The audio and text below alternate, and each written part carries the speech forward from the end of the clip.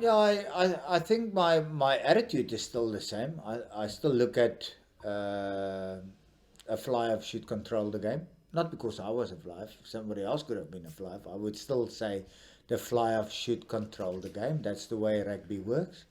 I feel for some flyers because I don't think they get an opportunity to do that. I think some coaches just come out and say, "You play this kind of game." And see what I've picked up is I'm going to give you a good example. Okay, you're looking at a team. You analyze their defense. It's not good. Okay, because you analyze it. I can see you really don't want to, and he doesn't want to, and the teams are not tackling well as a team. But then you get this the team strategy is not to kick the ball out. Now then I sit there and I wonder what you hate tackling. Why don't you just kick the ball out? And you don't have to tackle.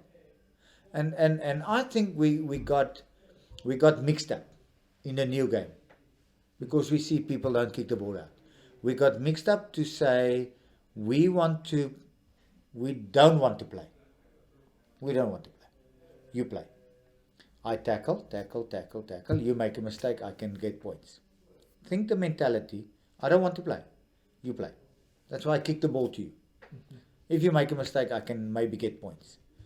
Where I would actually like in future to see the game develop as the following. Captain's talk after the game. You know what? I'm actually surprised we lost. We scored 5 tries. How did we lose this game? Oh, the opposition scored 6 tries. You see the big difference? Where now you hear captains afterwards. And I mean it nicely.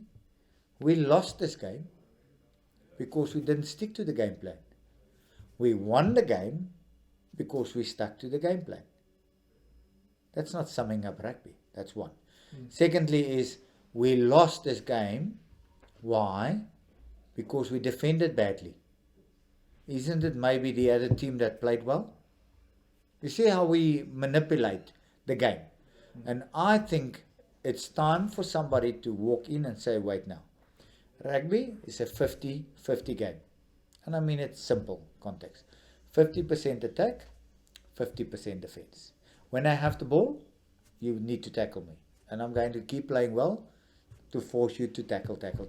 But when you have the ball, I have to defend. And I have to defend well. But you know, because the word is already out, you can only win the World Cup because of defense. I would love for us to go into a World Cup to say, you can win a World Cup by attack. Okay? We haven't seen that yet. Mm-hmm. Coaches don't talk like that. Okay? That's one. The other thing is some coaches say, okay, here's my game plan.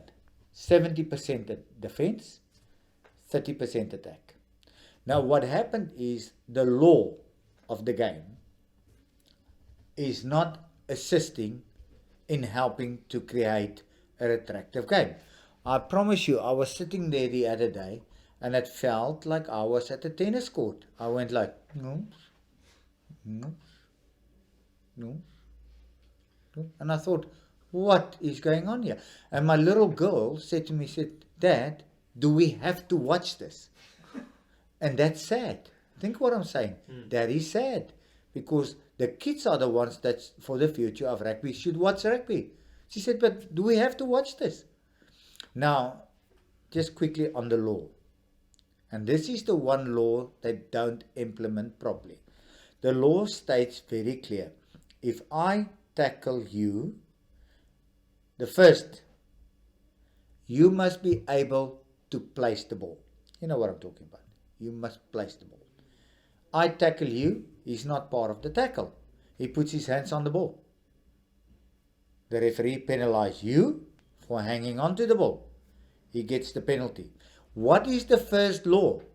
You must be able to place the ball. So nobody should interfere, listen carefully, nobody should interfere until you've placed the ball.